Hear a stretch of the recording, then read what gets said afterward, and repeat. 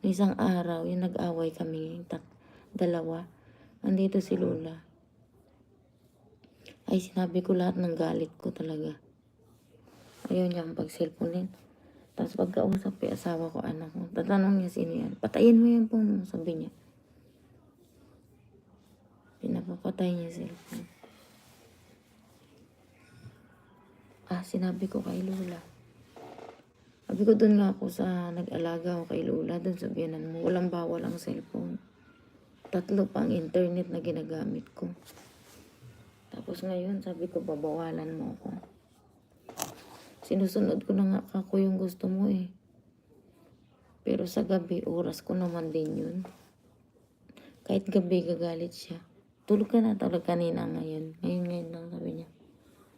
Cellphone daw ako, cellphone sabi niya. Ayaw pa daw matulog, ikagabi daw wala akong tulog kagabi sis May. Natulog ako kanina alas 4. Tapos gising alas 5. Parang 30 minutes lang.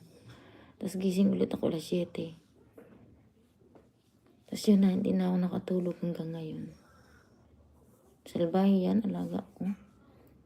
Kagabi alas 2, nagwawala. Gusto niyan dyan sa labas sa pinto.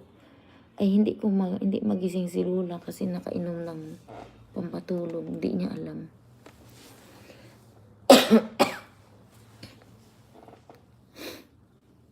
Salbayan, alaga ko pag ganun.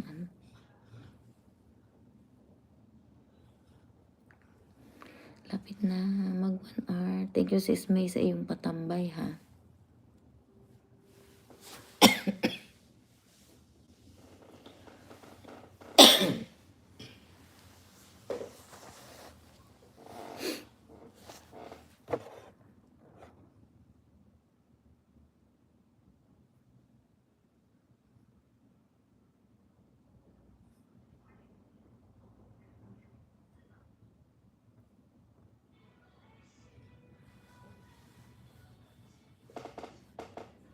Sabi ni William wala.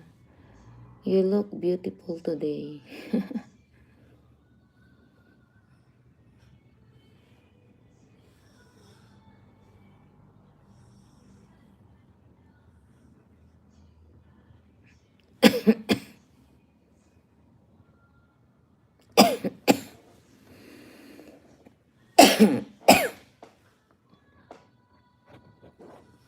Pasok na ako. Pasok na ako. Hayaan mo nang madilim.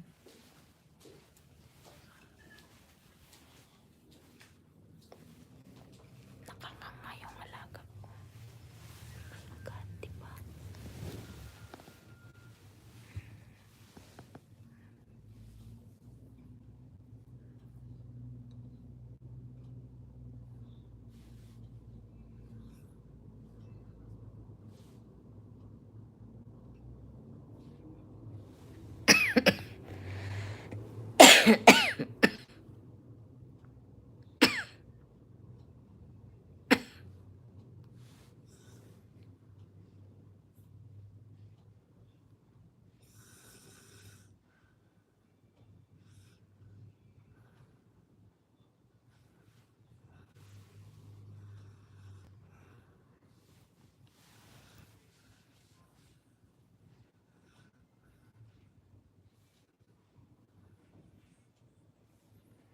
Okay lang sis May. Hindi pa ako magaling masyado.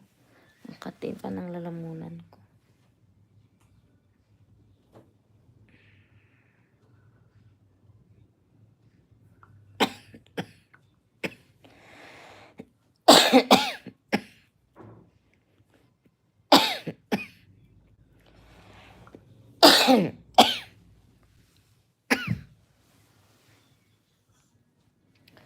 Ang hirap pag may sakit sis May.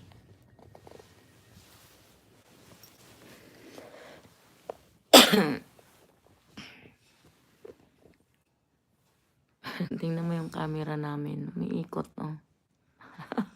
Hindi nakaharap sa akin. Sinundan yata ako paglabas kanina. Yung camera.